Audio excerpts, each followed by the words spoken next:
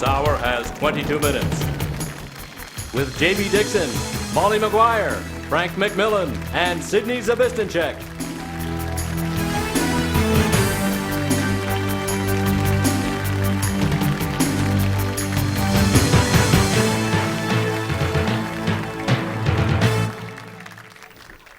Good evening. The $16 million Royal Commission on the Status of Common Knowledge released its findings in Ottawa today. Among the facts exposed as facts were objects in the mirror are closer than they appear, and a bird in the hand is apparently worth two in the bush. JB?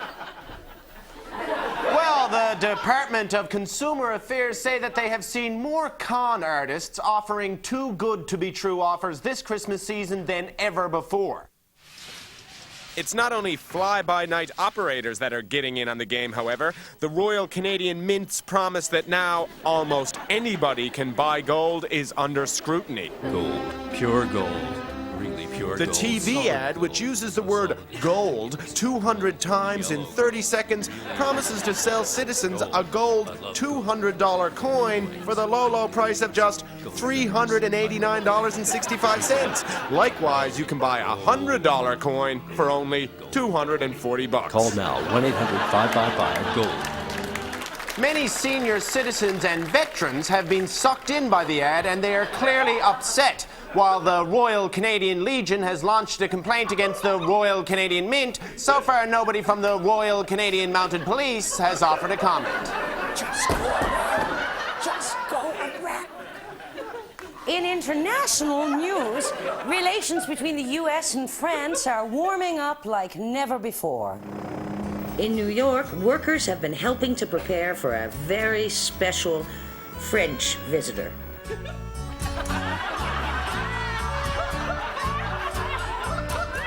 I wouldn't want to be around when he comes. Over to visit.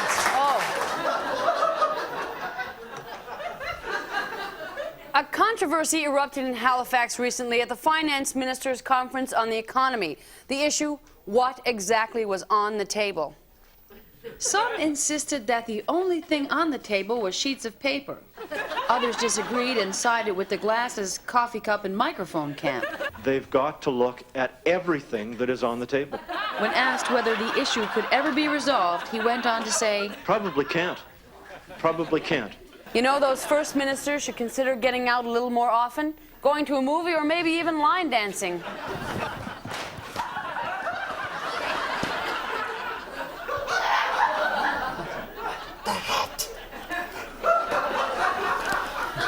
A judge somewhere in Canada today apparently said something last week concerning a story we cannot reportedly report.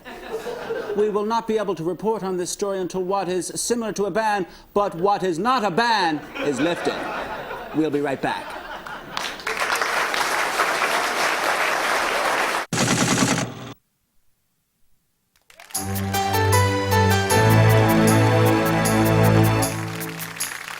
We talk now to some Christmas shoppers for their impression of this joyous season. Not her! No, not her! Frank, you've got to go now.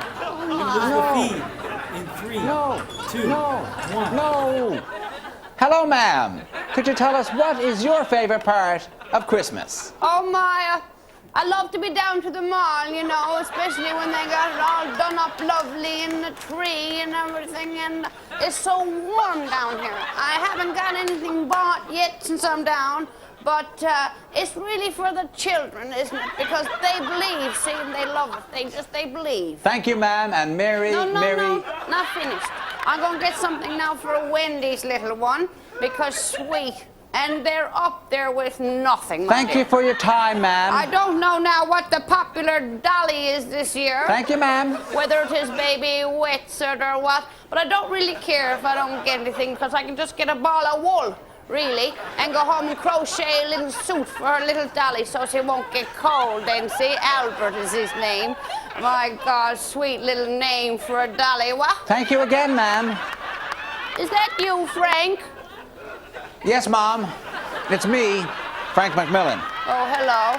Anyway, where's JB to? He's so handsome. He's not down asking questions down the mall. I was looking for you, Frank. I'd like to come down over Christmas. Well, we were going to have you over on your birthday, Mom. Yes, Christmas Day, that's my birthday, same as Joey Smallwood. 19 and 14, I was born, only I believe Joey Smallwood let his son meet his grandchildren. Well, there you go, another busy shopper. Never mind the Grinch That Stole Christmas, the Peanuts Special, or It's a Wonderful Life. The most Christmassy Christmas special of all this season is Information 411. The call came in at 4:30. The caller sounded like he was trapped, like he was under something, like a great weight. Okay, sir, what is your name? Roger. All right, Roger. Had to get gifts. Okay, who do you have to get gifts for, Roger? A girlfriend. All right, have you started shopping yet? Yes. Shopping bag. Mm-hmm. Okay, well, you just look inside your shopping bag now, Roger, and tell me what's in there. Econo pack socks. Men's singlet. Yes? Big Burr. Half-eaten. Oh, God. No, that's all right, Roger. It's okay. He was panicked. He'd had too much chocolate, and he had no present for his girlfriend yet. I knew I had to get him focused. How much do you want to spend, Roger? None. Oh, come on, Roger. It's Christmas. You got to spend some money on your girlfriend. 12 days left. Roger, does your girlfriend smell a certain way? Sunlight soap.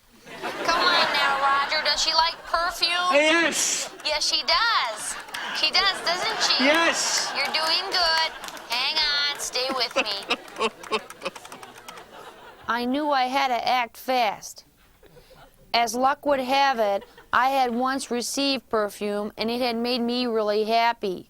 I suggested Joie de Vivre Eau de Toilette number 14 and had one of the guys bring it over.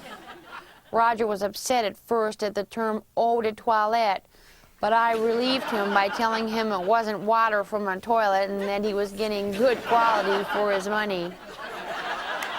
I had never been able to pick out the right gift for my girlfriend. Now that I have the joie de vivre, I know this Christmas it's going to be the best one ever. I'm an operator. I give information, that's all. I just try to do my job. When it touches somebody, that's great. I'm glad I called Information 411. Relax, Canada. She's managed to get out of the tub, she's made it to the couch, she's propped up on pillows, and she's ready to speak. It's Marg Delahunty. Hi, I'm Marg Delahunty. And you know, I have never been surveyed. I'm statistically invisible. No one wants my opinion on anything, not from toothpaste to anything else. And when I did give my opinion there in October, more jobs, less deficit reduction, who listened? And now Frigg mentions Martin and that other crowd of pin-dick, dim-witted, demented dodos, sometimes called the provincial finance ministers. They start singing that old Tory tune. Cuts will have to be made. Deep cuts, amputations, beheadings, complete dismemberments, apparently. Oh, is that right? Well, if I am forced from a feeling of utter powerlessness to get up off this couch and put on some kind of fashion mistake beret and take to the hills with an M16 rifle, Johnny Chrétien and the rest of that crowd will have no one to blame but themselves. I'm going to do it. I'm going to get up. I'm this far away from it.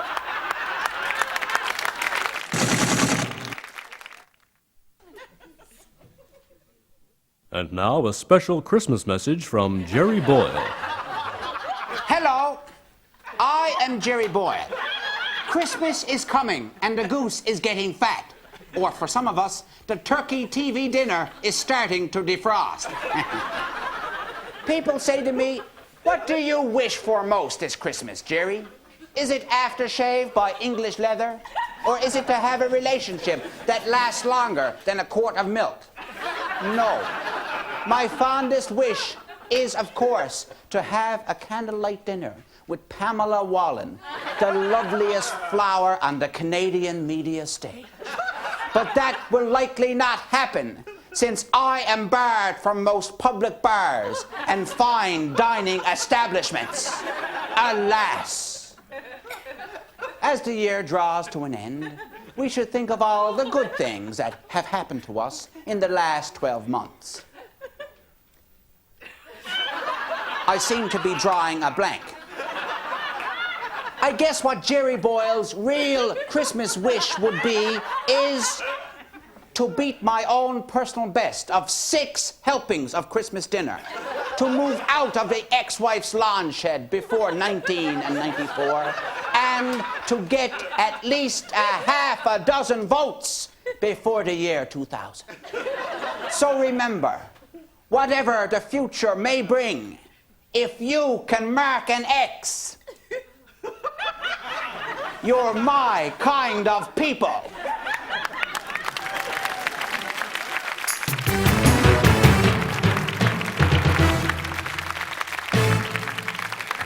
A folk singer from Vancouver has attracted some attention with a politically correct Christmas.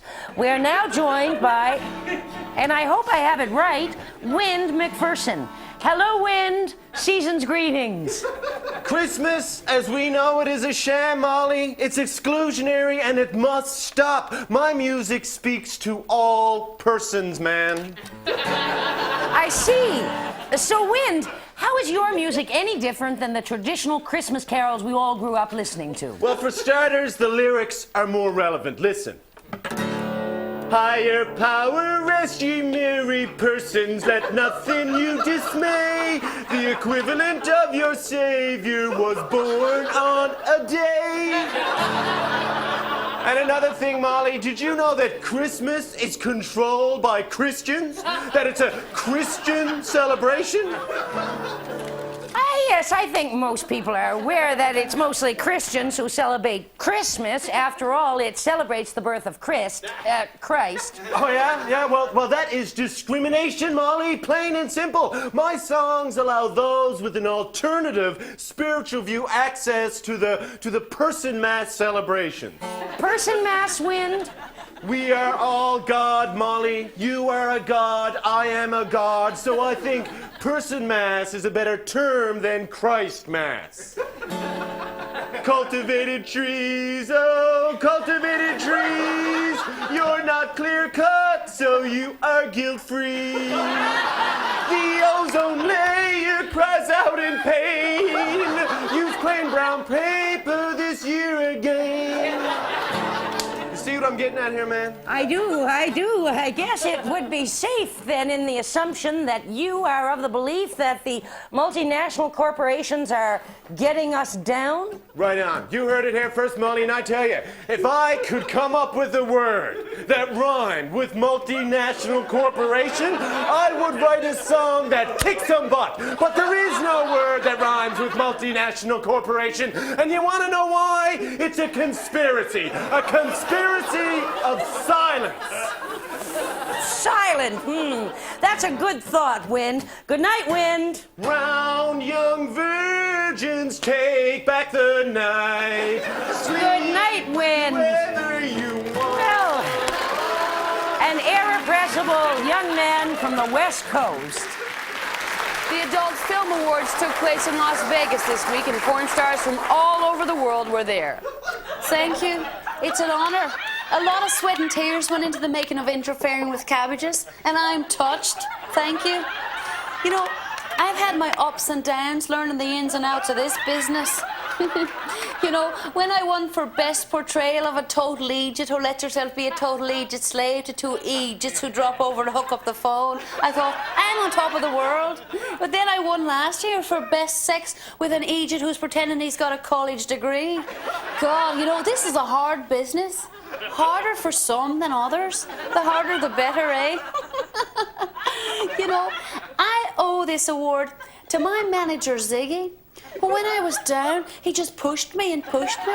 You know, Ziggy could bring out in me when I felt I was long past the point of And it was Ziggy who, when I felt like I couldn't drag my bones another inch, he'd say to me, Willeen, bend over and I'll drive you home. Thank you. If you can't think straight because sugar plums are dancing in your head, you're ready for Bun's Christmas Craft Corner. Today, we're here making holiday gifts, heartwarming holiday gifts for that most heartwarming of holidays, Christmas. This Christmas, why not try cotton batting ornaments? Then, when the tree goes over, from Buddy trying to put the star on the top half loaded, simply call the cops, put the tree back up, and you're not looking at your standard ornament breakage cleanup. Though not as flashy as their more fragile glass cousins, these cotton wool ornaments are guaranteed not to break till long after you do this Christmas. So, you see, the secret of a glorious Christmas can be yours. Did you know that many primitive tribes hung branches of glorious green holly above the doorways of their dwellings to entice woodland sprites and spirits into their home? But for me, I fashioned a simple yet effective holiday banner and wreath to adorn my abode in a more modern reworking of the primitive traditional greeting. So, with simple stencil techniques, a 12-inch diameter wreath frame, some 26-gauge wire, needle nose pliers, and a glue gun, you too can fashion this less than traditional, but just as heartfelt Christmas greeting. Take a holiday hike wrap bag. So, again this season, let your spirits soar and take wing with the angels in a celebration of Christmas. And remember, like you could ever forget, it's a friggin' winter wonderland out there.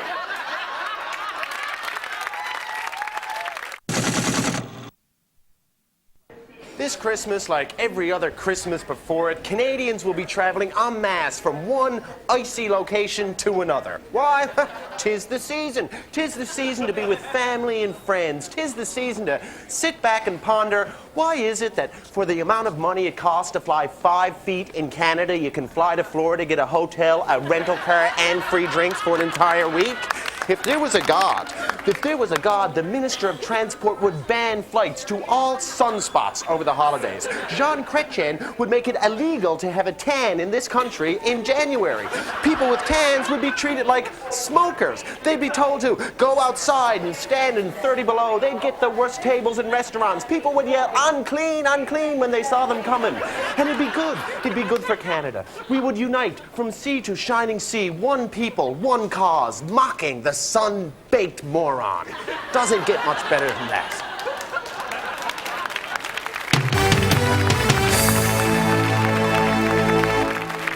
Okay, hockey fans, it's time to check in with Coach Peter Boom Boom McCormick and Coach Bob Nobby Spurl with this week's Hockey Notebook.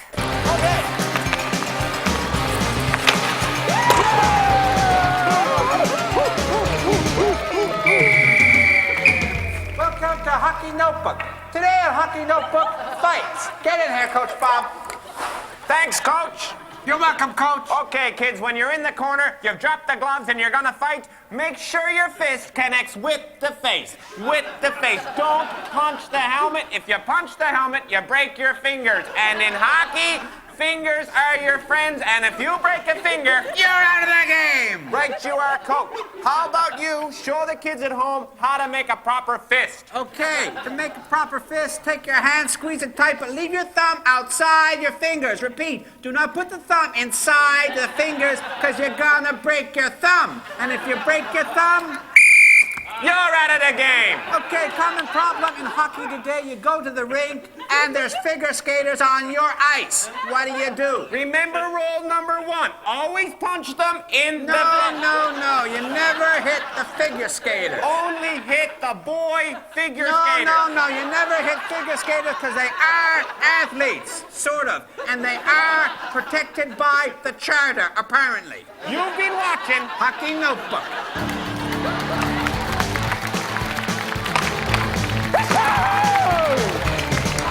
And here with a very special Christmas assignment is Frank McMillan. Frank? Oh, Frank, what's that?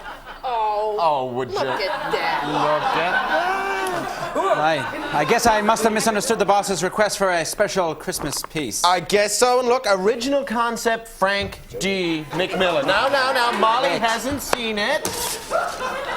Oh, Frank! What's a little tiny Emily board on the floor?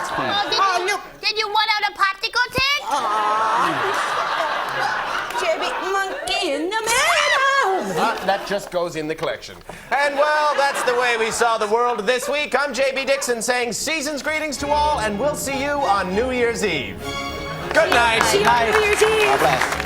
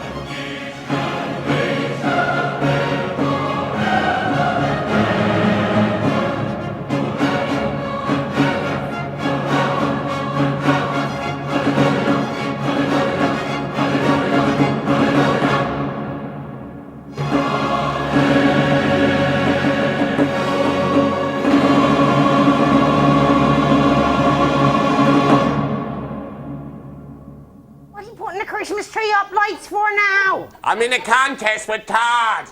You're gonna ruin Christmas for the youngsters. I'm beating you, Todd. You got no lights up yet. Put us in the hair. I'd like to see you beat this setup, look. Beautiful, beautiful. Good, eh? Thanks, Danny. No sweat. You only took them down last month.